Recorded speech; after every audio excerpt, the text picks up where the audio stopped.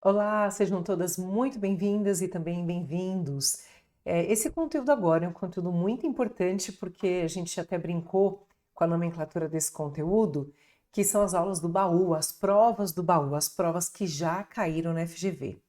Algumas provas estão lá no fundo do baú, algumas provas estão no meio e outras já estão ali mais na tampa, ali perto da tampa do baú, que são as provas mais próximas de nós. Esse conteúdo é assistido pelos alunos em momentos diferentes. Alunos da repescagem começam por este conteúdo e os alunos do curso regular que fazem a prova da primeira fase e acabam começando o curso depois, assistem este conteúdo num outro momento.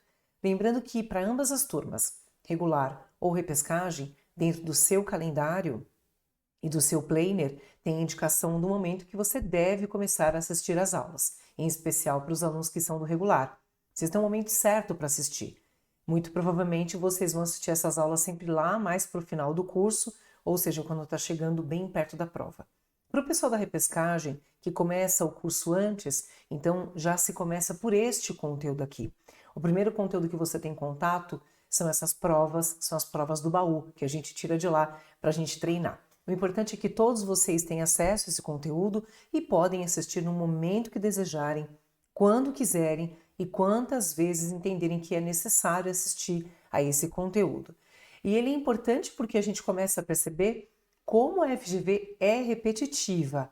Estou falando isso e eu tenho certeza que você vai concordar comigo quando eu te mostrar essa prova aqui, esse enunciado de prova. Veja. Esse enunciado aqui que a gente vai falar, ele é o exame, que é o exame 22, é uma prova de 2017. Essa prova de 2017, ela teve um enunciado que com certeza você vai se lembrar. Esse enunciado é de 2017, mas a tese é bem próxima de nós. Vamos lá ler esse enunciado para a gente saber o cabimento da peça e as teses que foram utilizadas aqui. Caio era empregado da pessoa jurídica X há mais de 10 anos. No entanto, seu chefe o demitiu de forma vexatória diante de outros empregados, sem o devido pagamento das verbas trabalhistas. Espera que abri meu antivírus aqui. Sem o devido pagamento das verbas trabalhistas. Inconformado, Caio ajuizou uma medida judicial visando a cobrança de verbas trabalhistas e ainda danos morais. A decisão transitada em julgado deu provimento ao pedido de Caio, condenando a pessoa jurídica X ao pagamento de valores a título de férias proporcionais não gozadas e o respectivo terço constitucional e ainda danos morais. Os valores foram efetivamente pagos a Caio em 2015. Em junho de 2016, a Fazenda Nacional juizou execução fiscal visando a cobrança de imposto sobre a renda de pessoa física, IRPF, incidente sobre as férias proporcionais não gozadas, o respectivo terço constitucional e os danos morais. No entanto, a certidão de dívida ativa que ampara a execução fiscal deixou de indicar a quantia a ser executada. A ação foi distribuída à terceira vara das execuções fiscais da seção judiciária de M do estado E. Caio foi citado na execução e há 10 dias foi intimado da penhora de seu único imóvel, local onde reside com a sua família. Diante do exposto, redija como advogado de Caio a peça prático-profissional pertinente para a defesa dos interesses de seu cliente, indicando o prazo, seus requisitos e os seus fundamentos nos termos da legislação vigente. Vamos ver se ele escreveu mais alguma coisa aqui para nós. Considere que a peça processual, depois que ele colocou a pontuação, lembra que sempre vai ter mais uma informação logo abaixo, né? 1 ou 2 parágrafos ainda, ele diz: considere que a peça processual a ser elaborada tenha garantia de juízo como requisito indispensável para sua admissibilidade. A peça deve abranger todos os fundamentos de direito que possam ser utilizados para dar respaldo à pretensão. A simples menção ou transcrição de dispositivo legal não confere pontuação.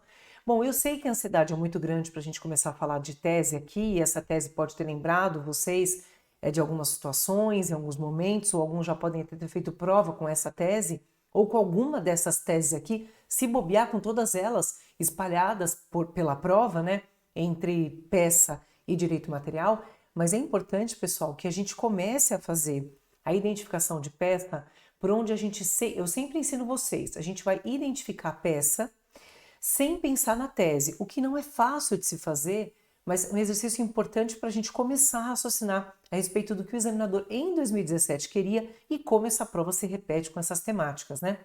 Mas veja, então a gente vai começar pensando da seguinte forma: nesse primeiro parágrafo, vamos verificar se a gente tem alguma informação importante sobre cabimento, ou seja, eu estou aqui em busca dos aspectos processuais, tá bom? Vamos ver se tem aspecto processual aqui. Ele diz lá que Caio era empregado da pessoa jurídica há mais de 10 anos, foi demitido de forma vexatória, sem o devido pagamento das verbas. Ele ajuiza uma medida judicial visando a cobrança de verbas trabalhistas e também de danos morais.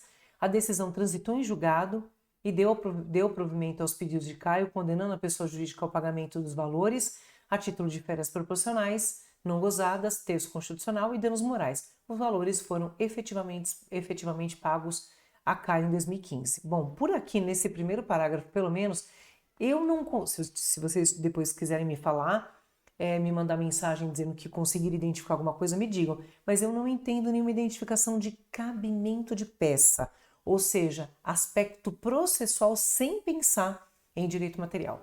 Em junho de 2016, a Fazenda juizou execução fiscal. Aqui já tem uma chance da gente acertar a peça.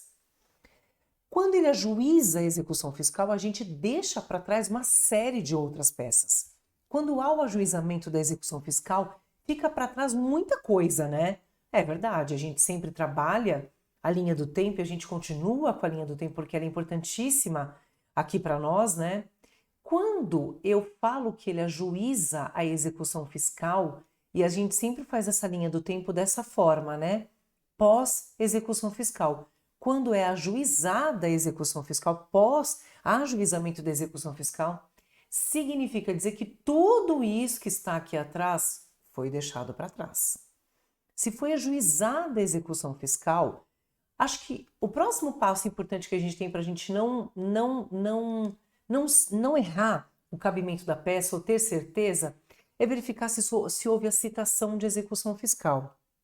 Mas veja, é muito provável, mas muito provável mesmo, que outras peças tenham sido deixadas para trás aqui. Vamos ter a certeza se realmente é isso mesmo? Vamos lá, vamos ver se é isso mesmo. Execução fiscal visando cobrança de imposto de renda sobre férias, respectivo terço constitucional e danos morais. Não vamos falar sobre isso. No entanto, a certidão dívida-ativa que ampara a execução fiscal deixou de indicar a quantia a ser executada. Bom, a gente tem uma execução fiscal com uma CDA, mas não vamos falar dessa característica da CDA, porque isso não é cabimento de peça, isso é tese. A execução fiscal, a ação executiva foi distribuída na terceira vara das execuções fiscais da seção judiciária de M, do estado E. Bom, a gente tem aqui até um endereçamento, uma das características, né? Quando a gente está diante de embargos e exceção de pré-executividade. A citação. Foi feita a citação. Se foi feita a citação, olha o corte aqui, ó. Realmente a gente deixou para trás muita coisa. E pós-citação da execução fiscal, depois que a citação já aconteceu, nós estamos diante dos embargos à execução fiscal ou da exceção de pré-executividade. E se a gente segue na leitura, EPE, né? Se a gente segue na leitura, a gente observa exatamente o que o examinador quer. Vamos lá? Há 10 dias ele foi intimado da penhora do seu único imóvel. Pois é, se ele foi intimado da penhora, nós temos algumas características extremamente peculiares e que são características relacionadas aos embargos à execução fiscal, né? Os embargos têm exatamente essa característica. Os embargos à execução fiscal, eles são utilizados em situações muito peculiares aos embargos, né? Bom, eu tenho aqui prazo, eu tenho necessariamente penhora, já aconteceu a constrição patrimonial e a pessoa precisa se defender na execução fiscal, quer dizer, ela já é sujeito passivo de uma execução fiscal, já existe um processo. Ele disse para mim tudo isso, ele foi intimado da penhora, ele foi citado à execução fiscal, tem prazo de 10 dias. Ele reuniu tudo que os embargos à execução fiscal necessitam. Diferente se a gente tivesse um enunciado de exceção de pré-executividade, que seria o oposto, né? Porque aqui na exceção não há prazo. Ó, nós não temos prazo na exceção de pré-executividade. Também aqui não há penhora. Lembra que não pode haver garantia, ou porque o contribuinte não pode, não tem, é insolúvel, ou porque ele não quer oferecer, ou porque a fazenda ainda não localizou. O único traço comum que a gente tem entre essas duas peças, naturalmente, é que aqui a gente tem também a defesa do contribuinte na execução fiscal. Do resto, elas não são nem um pouco semelhantes, nem a forma, inclusive, de defesa, a forma de pedir, não estou falando em relação às teses, mas a forma, o cabimento, né, o surgimento, o nascimento delas é bem diferente. Vamos continuar lendo para ver se a gente extrai mais coisas importantes para nós, para reforçar, até porque lembre-se que ele até o final do enunciado tem hábito de reforçar cabimento de peça.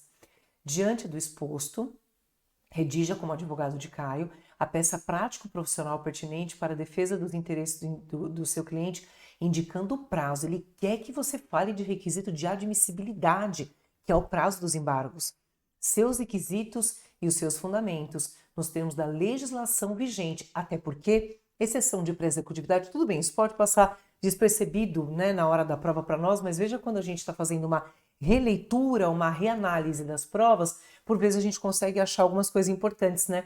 Até porque, veja, na exceção de pré-executividade, nós não temos uma peça que está prevista pela legislação tributária. O que nós temos é um direito de defesa, um direito de peticionar ao Poder Judiciário. A gente não tem uma legislação que trata de forma específica da exceção de pré-executividade como nós temos nos embargos, já que os embargos à execução fiscal estão previstos pela Lei de Execuções Fiscais.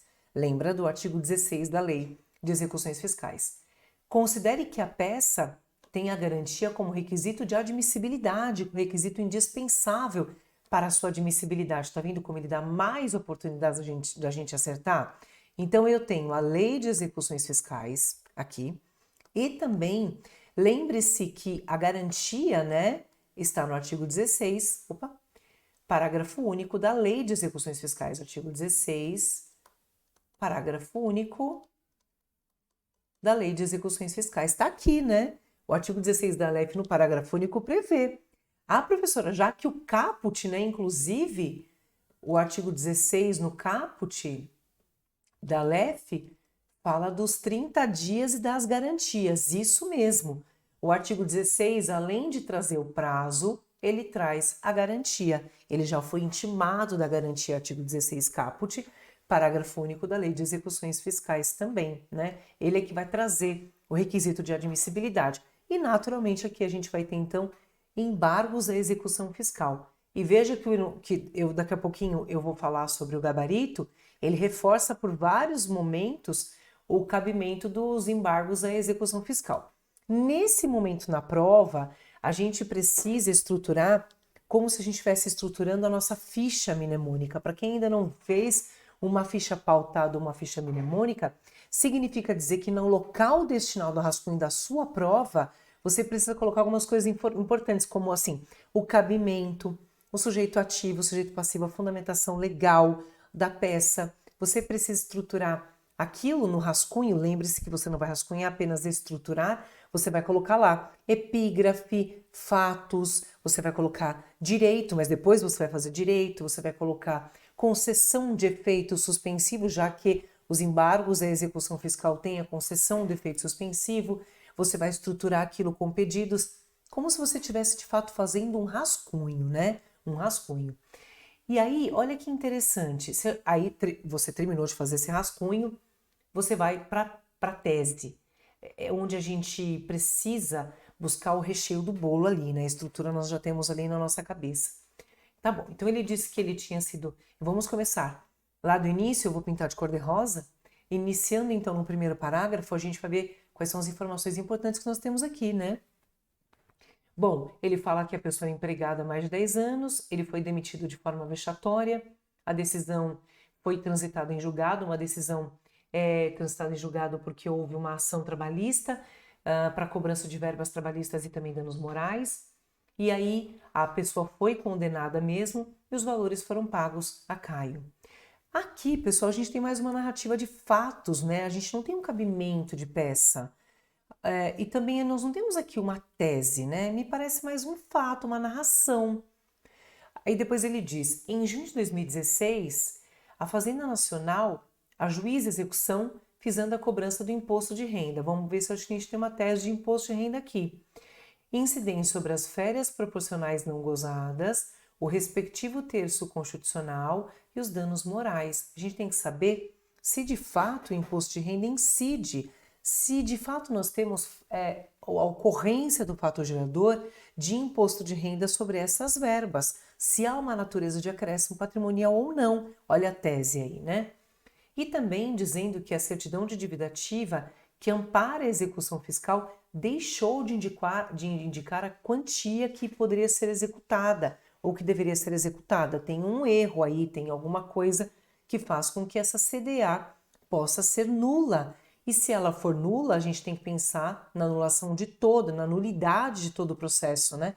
Já que a CDA é o título público extrajudicial exequível que ampara a execução fiscal, e ele precisa ser um título público líquido e certo. Quando ele é dotado de liquidez e certeza, ele pode amparar a execução fiscal. Se ele não for amparado por liquidez e certeza, ou seja, é um título ilíquido e incerto, ele precisa simplesmente ser retirado da cobrança executiva, não pode ser utilizado, né? Guardadas as devidas proporções da possibilidade de refazer o título em algumas situações, né? Mas se não, ele precisa deixar de amparar a execução fiscal e essa execução fiscal deve ser extinta. Vamos ver se ele fala mais alguma coisa. Ele diz assim também, olha que importante, ó, que há 10 dias ele foi intimado da penhora do seu único imóvel, local onde reside com a família. Nós temos mais uma tese. Olha que interessante, né? Embargos à execução fiscal recheado de teses que são bem de execução fiscal mesmo, né? Ó, imposto de renda que incide sobre férias, o terço constitucional e danos morais, execução fiscal com uma CDA que não indica a quantia e bem imóvel sendo penhorado, o bem imóvel que ele reside com a família. Olha a penhora, né, sobre bem de família. Vamos ver se tem mais alguma coisa? Diante do exposto, como advogado, redige a peça profissional, prática profissional pertinente, indicando prazo, requisitos e fundamentos da legislação. Aqui já não existe mais nenhum cabimento, nenhuma informação sobre cabimento da peça, né? Sobre o cabimento da peça, não, sobre a tese, já que esse último parágrafo aqui se dedica ao cabimento da peça. Então, nós temos, né, embargos à execução fiscal com estas teses. E é claro, pessoal, se a gente está falando de uma peça, naturalmente, quando ele fala sobre a situação, ou seja, ele está falando sobre imposto de renda. Veja que assim que ele terminar de falar de imposto de renda, ou seja, quando ele trata do imposto para você, na sequência, ele diz sobre o que é que está incidindo o imposto de renda. E se ele está falando para nós que o imposto de renda incide sobre férias, eu estou numa peça, eu preciso desfazer a cobrança. Eu preciso desfazer a cobrança em todas essas situações que ele está falando para mim. Eu tenho que olhar se na legislação do imposto de renda, no Código Tributário Nacional, na Constituição Federal, existe alguma coisa a respeito da não incidência do imposto de renda ou se eu preciso me utilizar de súmula. E o mesmo eu vou falar em relação a essa parte aqui, ó, né? Essa parte de baixo da peça, né? Essa parte que ele já está quase terminando a peça, onde ele fala do único imóvel que foi penhorado. A gente não pode passar igual um trator, né? Em cima dessas informações, ó, penhora do seu único imóvel, local onde ele vive com a sua família. Quando você está fazendo prova, você estruturou a sua peça, você fez ali no local destinado ao rascunho a sua peça, na sequência você precisa estruturar as teses, começar a tentar verificar quais foram as teses que ele quis colocar aqui, né? O que ele queria de você. Naturalmente, ele se concentrou no imposto de renda, mas depois sabe o que ele fez? Ele colocou uma questão de CDA. Depois, quando ele termina de colocar a questão da CDA, porque ele quer que você fale dessa certidão, esse título público, exequível, extrajudicial, líquido e certo, ele fala de bem de família. Então, olha que interessante, né? Uma prova muito bem elaborada, no sentido de quantidade, inclusive de tese, para a gente acertar. Os embargos da execução fiscal, sem dúvida, tem como característica ser uma peça, assim, bem rica de informações e detalhes, e também muito rica de teses, né? Às vezes a gente tem uma tese que é bastante batida, que é a tese da responsabilidade tributária, responsabilidade pessoal do sócio, gerente, enfim. Mas em algumas outras situações, não. Ele sai daquela zona de conforto dos embargos, que é aquilo que o aluno sempre espera, e vai tratar de outras questões importantes, né? Para nós, como ele fez aqui com imposto de renda, bem de família e a CDA, que é uma característica dos embargos, a execução fiscal. Aí ele diz lá, o examinando deverá opor os embargos à execução que consubstanciam defesa a serem apresentada em face de execução, prevista na Lei 1830 de 80. Em seu artigo 16, parágrafo 1º, a lei determina que os embargos não serão admissíveis antes de garantida a execução. Considerando que o enunciado menciona que a peça a ser elaborada tem a garantia como um requisito indispensável para sua admissibilidade, estão afastadas as hipóteses de exceção de presecutividade, mandado de segurança e ações de rito ordinário, que você quiser. Anulatória ou declaratória também não cabem aqui. Anulatória porque nós já estamos pós-propositura da execução fiscal, o examinador da FGV entende que não há cabimento, por mais que colegas de trabalho façam, né? E que nos escritórios também se faça isso. Para a prova da FGV, neste corte pós-citação válida da execução fiscal com intimação, a gente deixa de lado tanto a anulatória quanto o mandado de segurança. E ele diz, está fora. As ações de rito ordinário, anulatória e declaratória muito menos, né, professora? Ah, sim, declaratória muito menos, né? Porque a declaratória, ela está bem aqui no começo da nossa linha do tempo. Ela está aqui, né? A anulatória ainda está aqui, muito mais próxima, assim como o mandado de segurança repressivo, né? O mandado de segurança repressivo e a anulatória estão aqui, mas a declaratória de inexistência de relação jurídico-tributária ou a declaratória cumulada com repetição de indébito não cabem aqui, né? Não há cabimento para elas, né? A verdade é essa, não há cabimento para essas duas peças, né? Aí ele diz, os embargos devem ser endereçados ao juízo da causa, que é a terceira vara de execuções fiscais da seção judiciária M do estado E. É o que está colocado no enunciado, né? O embargante, ou seja, o sujeito ativo, é o CAIO, e o sujeito passivo é a Fazenda Nacional União, até porque nós temos imposto de renda sendo colocado no nosso enunciado, né? Tributo de competência da União, a gente desloca toda a competência para a Justiça Federal, é o juiz federal, seção ou subseção judiciária. E aí, olha lá que legal, no mérito, duas súmulas bem conhecidas, bem próximas de nós. A súmula 386 do STJ, porque o imposto de renda não incide sobre os valores recebidos a título de férias profissionais não gozadas e o respectivo terço constitucional que o acompanha, uma vez que tem caráter de indenização, caráter indenizatório e não de acréscimo patrimonial, por não ser disponibilidade econômica ou jurídica, não acrescer o patrimônio, mas ter uma natureza indenizatória, não incide imposto de renda. E assim acontece com a súmula 498 do STJ, né? 498 do STJ, já que sobre danos morais não há a incidência de imposto de renda. Não tem natureza jurídica de indenização, né? Não tem, tem natureza, estava pensando outra coisa. Tem natureza jurídica de indenização e não há natureza jurídica aqui de acréscimo patrimonial. E na sequência, como eu sempre digo, 202 sempre colado no 203. Professora, por quê? Porque eles são dependentes. E eu sempre brinco assim. O 202, na realidade, ele deveria ter como parágrafo único 203. Eu não consigo pensar que os dois devem estar separadinhos. Para mim, eles são artigos irmãos, que eu sempre chamo, né? O exame não deve também indicar que é uma nulidade de inscrição do crédito tributário conforme artigo 203 do CTN, uma vez que a certidão na certidão não consta a quantia devida, na forma do artigo 202, inciso 2 do Código Tributário Nacional, ou então você também poderia ir para a Lei de Execuções Fiscais, que traz os requisitos da CDA no artigo 2º, parágrafo 5º, inciso 2 da Lei de Execuções Fiscais. E aqui, de fato, pessoal, É verdade que a gente pode usar o 202 e o 203 ou a Lei de Execuções Fiscais, o artigo 2º, parágrafo 5º, inciso 2 da LEF. Lembrando que, eu sempre digo isso, quando a prova, seja nas questões ou na parte da peça, leva você para a Lei de Execuções Fiscais, é porque ele quer que você fique ali, ou ele quer que você traga alguma coisa relacionada à Lei de Execuções Fiscais. No nosso caso, o CTN, o Código Tributário Nacional, tem capítulo só para tratar de dívida ativa. E por isso a certidão está sendo desenvolvida ali. Até porque a gente tem o CTN lá da década de 60, né, quase do finalzinho da década de 60, e a Lei de Execuções Fiscais na década de 80.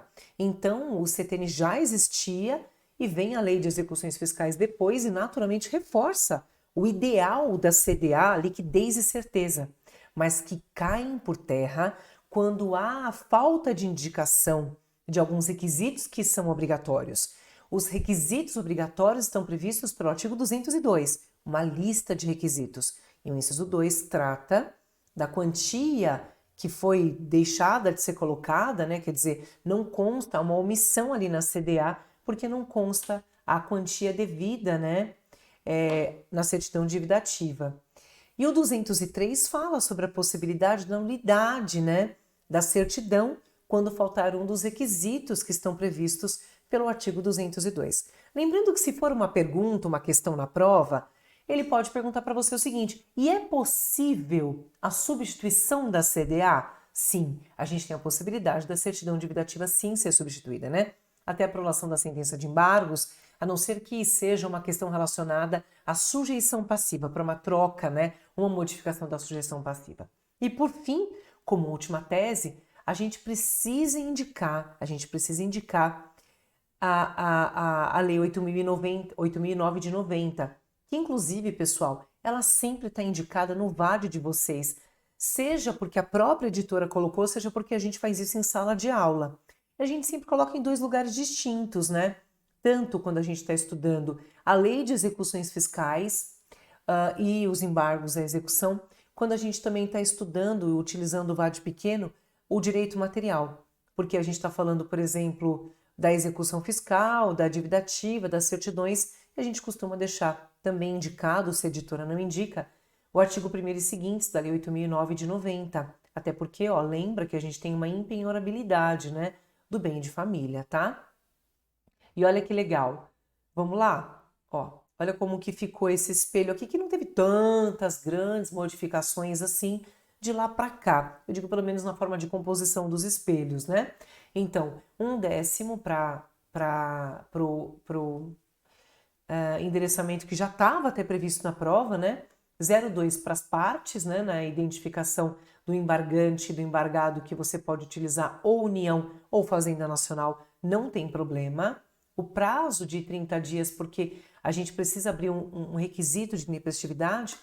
Na realidade, a gente sempre ensina o seguinte: a gente vai abrir a tempestividade dentro do item do direito, né?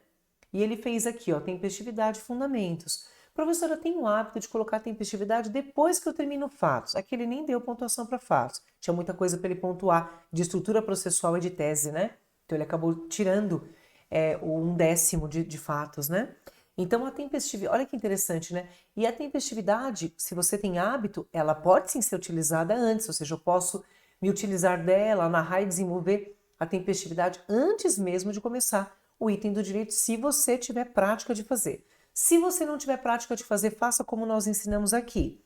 Fatos, depois a gente coloca direito. Dentro do direito, cabimento, tempestividade e fundamentos jurídicos, tá? Olha que interessante, tempestividade valendo 0,3. É uma pontuação alta para tempestividade. Até porque, pessoal, a única coisa que tem que fazer é indicar a oposição dos embargos, que é de 30 dias, na forma do artigo 16, inciso 3 da Lei 6830 de 80. Por que inciso 3? O inciso 1 fala do depósito. O 2 da carta de fiança bancária, o seguro garantia. Abra teu VAD e acompanhem comigo. O inciso 3 da intimação da penhora. E como no enunciado ele falou do prazo de 10 dias, quer dizer, aconteceu no prazo de 10 dias, e a intimação da penhora, a gente utiliza o inciso que indica o que foi que aconteceu, qual foi a constrição patrimonial, que no nosso caso aqui é a intimação da penhora, tá? Então ele deu 0,2 para os 30 dias e 1/10 para a indicação do inciso 3º do artigo 16 da LEF. E aí as incidências, né? Ó, ele pontuou para cada tese, ó, 0,7, tá? 0,7. De repente, não sei o que foi que deu no examinador, que ele abriu 1/10 a mais aqui para CDA e deu 1/10 a mais. Ele estava seguindo com 0,7 aqui e aí ele inventou aqui 1/10 a mais dentro da nulidade da inscrição individativa. Olha, lembra que a CDA é nula quando lhe faltam os requisitos obrigatórios, aqueles previstos pelo CTN ou pela Lei de Execuções Fiscais. Não incidência, então, das férias, né? E olha que interessante. Aqui nesta prova, o examinador, ele entendeu pelo artigo 43 do CTN ou súmula 386 do STJ. E eu já vou lhe dizer, não faça isso. Você tem que usar ou, não ou, e. Tá bom? A gente vai adicionar. Eu sempre ensino os alunos a falarem do artigo 43 do CTN que trazem, né, no aspecto da regra matriz de incidência tributária, no aspecto material, o verbo. Então, a gente vai dizer sobre o fato gerador, não incidência do fato gerador, e a súmula 386 do STJ, as duas coisas. E depois, artigo 43 CTN novamente, né, professora? Mas agora com a súmula 498 do STJ, né? 43 CTN com a súmula 498 do STJ. E empenhorabilidade do bem de família, né, do bem imóvel, artigo 1º, ó, do único imóvel da residência de sua família, conforme artigo 1º, empenhorabilidade do bem de família, né, na paráfrase, e aí ele deu 0,7. Nulidade da inscrição individativa, que ele naturalmente, né, colocou como alternativa ao artigo 202 ou artigo 2º, mas ele queria que você, e veja o que ele fez, não foi eu que coloquei isso não, viu? Olha o negrito, isso aqui essa aqui eu pego do próprio site da FGV, viu? Ó, ele colocou em negrito aqui, ó, e o artigo 203, tá vendo, ó? E o artigo 203, nada de fingir que você não viu, né? Porque ele quer o 202 e o 203. Eu sempre falo, eles não estão sozinhos, porque um fala sobre os requisitos e o outro diz que quando não presentes os requisitos, a gente pode ter a nulidade da certidão individativa e ela deixa de gozar de presunção, né? De liquidez e certeza, passando a ser líquida e incerta e não tendo mais a possibilidade dela instruir a ação de execução fiscal. Pros pedidos, não sei se vocês estão percebendo aqui, o examinador, ele também suprimiu a concessão de efeito suspensivo. Pois é, quem mandou ele colocar 4 teses? Como ele colocou 4 teses, ele não tinha mais onde colocar a concessão de efeito suspensivo, porque tem sim concessão de efeito suspensivo. A concessão de efeito suspensivo, aliás, aqui é extremamente importante, até porque nós temos um bem de família que sobre esse bem de família já recai uma constrição patrimonial, já tem uma penhora. A gente não pode deixar esse bem de família ser adjudicado definitivamente pela fazenda. Ou seja, a gente tem aqui sim todos os requisitos previstos para a suspensão do processo executivo, que está previsto pelo artigo 919, parágrafo 1º do Código de Processo Civil. Claro que nós temos, né? A gente tem sim. Lembra que nós temos o efeito suspensivo na execução fiscal muito semelhante à tutela. Entanto que o próprio parágrafo, ele faz referência à tutela, né? Do artigo 300 do Código de Processo Civil. A gente não vai usar tutela aqui, não vamos abrir como nome de tutela, mas a gente abre com o nome da concessão do efeito suspensivo. E a gente precisa do efeito suspensivo imediato, imediatamente, uma vez que há um bem de família penhorado e que sobre essas verbas de natureza indenizatória não recai o imposto de renda. E que se neste momento não for concedido o efeito suspensivo ao processo executivo, não é mais a suspensão da exigibilidade do crédito, né? Porque a gente está dentro de um processo executivo que tem uma questão assim muito agressiva da fazenda em realizar penhora, a constrição patrimonial, em tomar definitivamente o bem do contribuinte, o executado. E como a gente tem o bem de família, a gente tem uma situação extremamente sensível aqui para o contribuinte, né? Porque ele pode ter o seu único imóvel penhorado. Lembra da impenhorabilidade, né? Então, do cuidado que você tem, o zelo com os bens de família, né? Então, faltou também, né? Colocou muita tese, aí ficou faltando a concessão de efeito suspensivo, né, examinador? Então, a procedência dos embargos, com a consequente extinção da execução fiscal e o levantamento da penhora que recai sobre o ente de família, condenação ao pagamento de honorários, depois esqueceu, né? Todos os pedidos aqui ele fingiu que não existem, né? A gente tem que tirar a pessoa do polo passivo da execução fiscal, a gente quer a extinção, sim, da execução fiscal, levantamento da penhora, né? A gente quer a intimação da união. Tá, cara, falou, deixa pra lá, vamos colocar só o que a gente quiser. Olha lá. Condenação ao pagamento de custas e honorários advocatícios, não são só honorários, né, meu filho? Custas também, né? Até porque a gente está aqui em requisito de petição inicial, a gente tem 82 e 85 do CPC, né? Não tem nada, gente, aqui, né? Ele ficou faltando um pouco de coisa, né, aqui. Ele colocou opção pela audiência ou não, realização de audiência de mediação e conciliação, ok, tá tudo bem, mas outras coisas, né? Cadê a intimação da intimação da união? Não precisa intimar, né, professora? Condenação em custas mais honorários, colocou só honorários aqui, mas tá bonito esse espelho, como é mal feita, né? A indicação do valor da causa, manifestação, protesto pela oportuna produção de prova, só me faltava não ter provas também, né? E lembrou do fechamento, graças a Deus, o examinador nesse momento lembrou do fechamento da prova, né? Local e data. Tem um monte de coisa faltando aqui, né? Em primeiro lugar, a letra A seria a concessão do efeito suspensivo. A letra B, a procedência dos embargos para extinguir a execução fiscal. Excluir do polo passivo da execução fiscal, né? Essa pessoa é consequente à extinção da execução, desculpa, consequente retirada ou exclusão da pessoa do polo passivo da execução fiscal e o levantamento da penhora, que é o bem de família, já que nós estamos diante de uma não ocorrência de fatiador de imposto de renda e bem de família penhorado, a condenação, a intimação da união, a condenação em custas e honorários advocatícios e sim, a opção pela audiência de mediação e conciliação. A gente faz a ficha aí, fica até a letra F, né? Os embargos e a execução fiscal. Tá bem maluco, né? Ah, e uma outra coisa que ele não colocou aqui no espelho que ele deveria ter colocado, naturalmente, porque, como eu falo, né? Tá muito alongada a tese, isso não é muito comum de acontecer nos embargos, né? Faltou epígrafe aqui também, né, fi? Ó, a epígrafe, né, ó. Tinha epígrafe também, auto do processo de execução fiscal sob o número, tava faltando também. Em alguns exames, vocês vão perceber junto comigo, ele coloca assim, né? Em alguns exames, e outros aqui, como ele fez aqui, ele acabou esquecendo, né? Então, assim, a peça, é uma peça simples de fazer, eu digo em especial em relação ao cabimento. Se você tem a linha do tempo muito bem travada na sua cabeça, você faz um corte daquilo que não pode ser e deixa para trás muita coisa, e naturalmente você volta para o enunciado e começa a perguntar: você quer embargos ou você quer cessão de pré-executividade? Aí o que ele faz com você? Por isso a não teimosia, né, de identificação de peça aqui e a tentativa desse raciocínio separado da tese, porque ele repete aqui com a gente, né, em algumas situações, o que ele quer. Ele repete para nós e algumas vezes ele vai fazendo um repeteco, né? Ele vai de novo, ele fala mais uma vez, ele fala de novo, né? Ele fala, ó, aqui, ó. Garantia do juízo como requisito de admissibilidade. Foi distribuída a terceira vara, citado na execução fiscal, 10 dias intimado da penhora. Tá vendo, ó? Ele vai mostrando informações importantes, ó.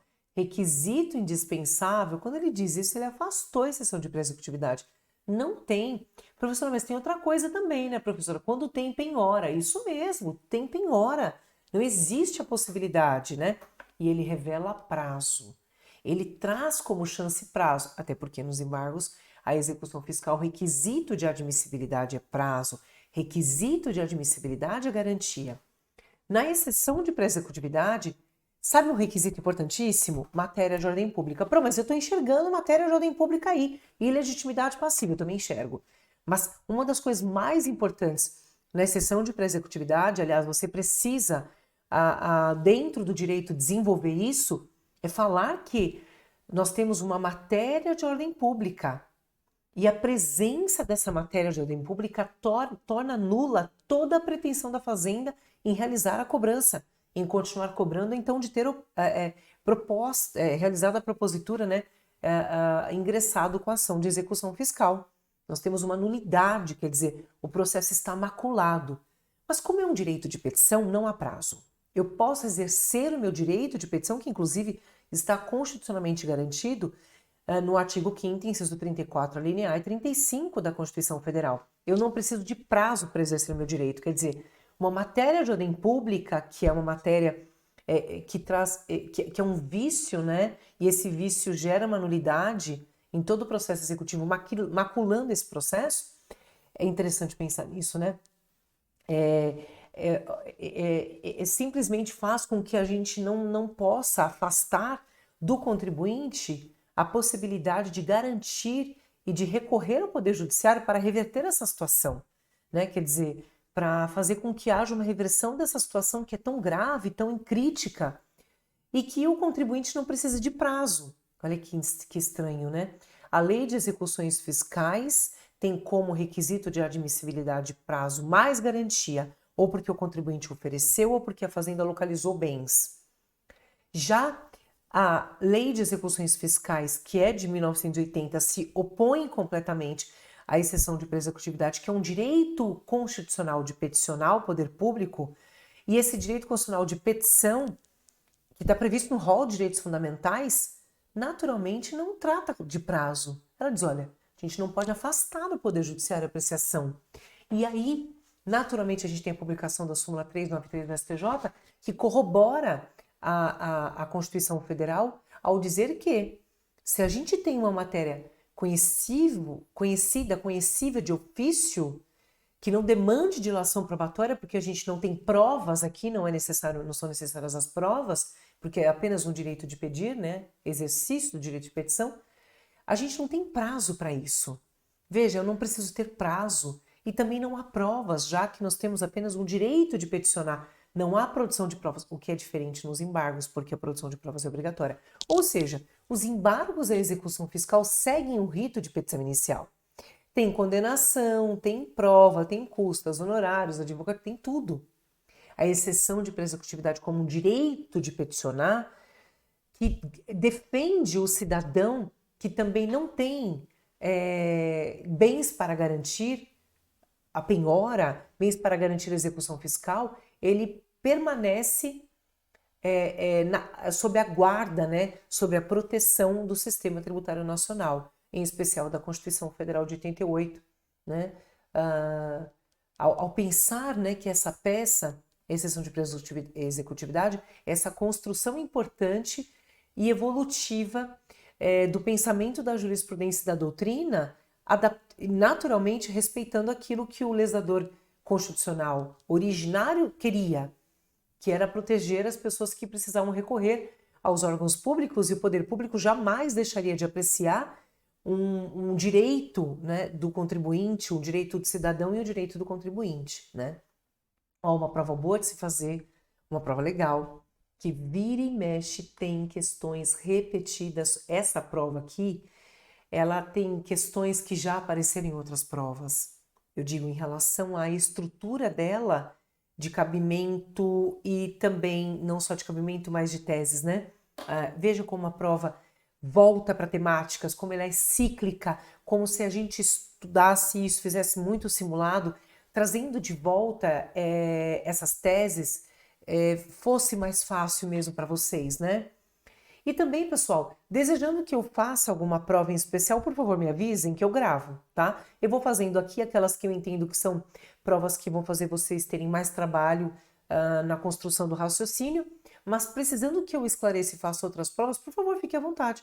Me manda mensagem lá no celular do curso e fique à vontade para me pedir que eu faço, desenvolvo sim a prova do jeito que vocês querem. É provável que a gente faça todas, viu? Ou pelo menos de, sei lá, 15 exames para cá, por aí a gente vai fazer. Porque nas aulas de peça, nas aulas de peça, né, nas aulas de direito processual, a gente abre as peças para fazer. Esse momento é importante porque a gente vai olhando algumas coisas que talvez em alguns momentos passou despercebido por nós. Então a gente vai refazendo essas provas para vocês terem a interpretação, né, a forma como elas poderiam, esses enunciados poderiam ter sido interpretados, tá bom? Muitíssimo obrigada. A gente se encontra. Um grande abraço a todos vocês e até mais.